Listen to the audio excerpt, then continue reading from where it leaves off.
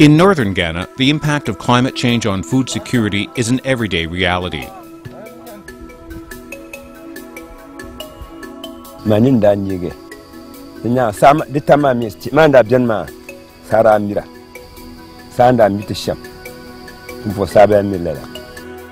Droughts are longer and more frequent, and flash floods have destroyed crops and livestock. There's an increased spread of pests and land degradation. Almost 1 in 3 children in this vast region are malnourished and underweight.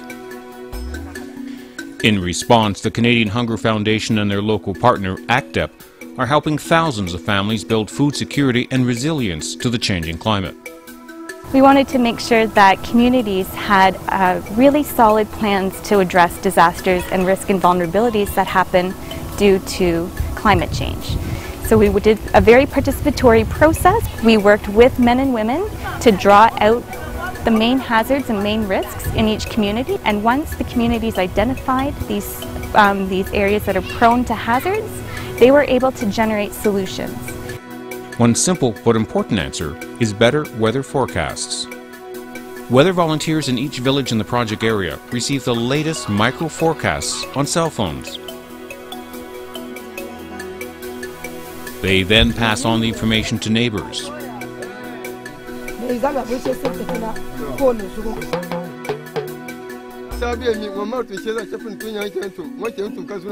Traditional messengers and even the village mosque is used to relay the message as well.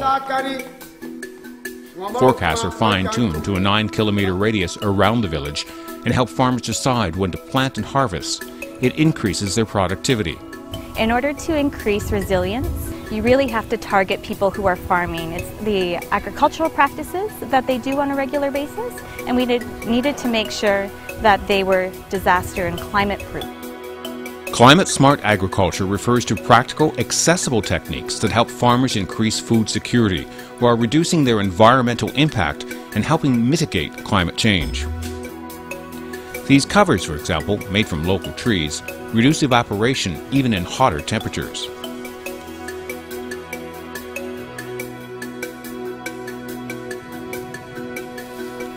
This container helps keep maize dry, a critical cash crop. Reducing chemical fertilizer and pesticides is also smart, saving farmers money and making the soil last longer. Peanut farmer Cecilia Gia has more than tripled her yield with drought-resistant seeds.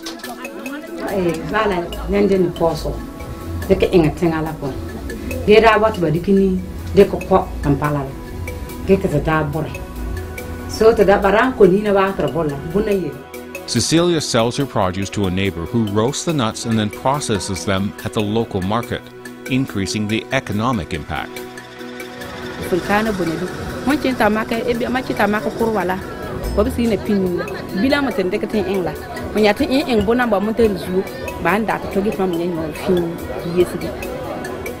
When farming collapses due to climate change, women often suffer the most.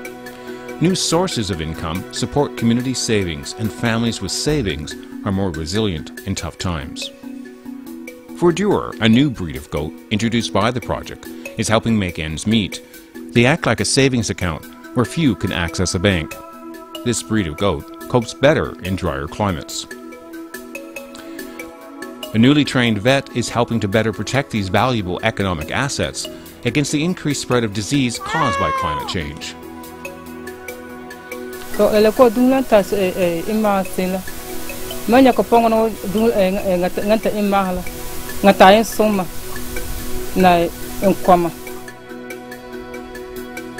Deforestation compounds the challenge of climate change, so the project introduced fuel-efficient stoves that use half the firewood. More trees are left standing.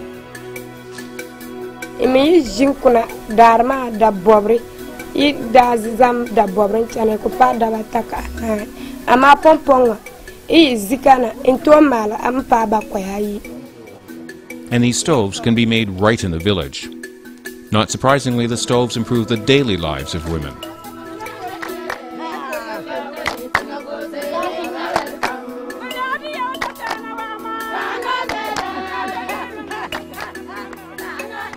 In all, 50,000 people have benefited with support to build up their resilience and food security.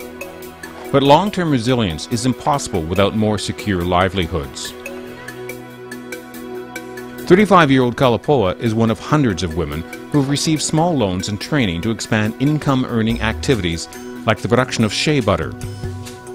It's a key component of the cosmetics industry and a welcome source of cash.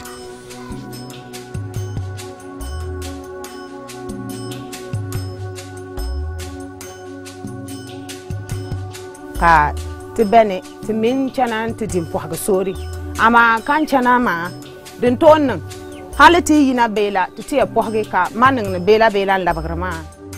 We have very high percentages of men and women reporting increased agronomic practices.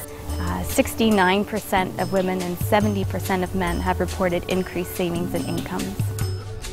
Throughout the project area, communities identified wildfires as a major hazard, destroying crops, forests, and livestock, and undermining any benefits to community savings. But now the word fire brings action, not despair. Many villages have formed volunteer fire departments, which receive special clothing and training from the district government. It's just one area of collaboration between the project and local government staff, eager to receive advice on how to be climate smart in their own work. This project has gone well for the farmers, and also the training for the staff, the district staff themselves on climate change has really helped us.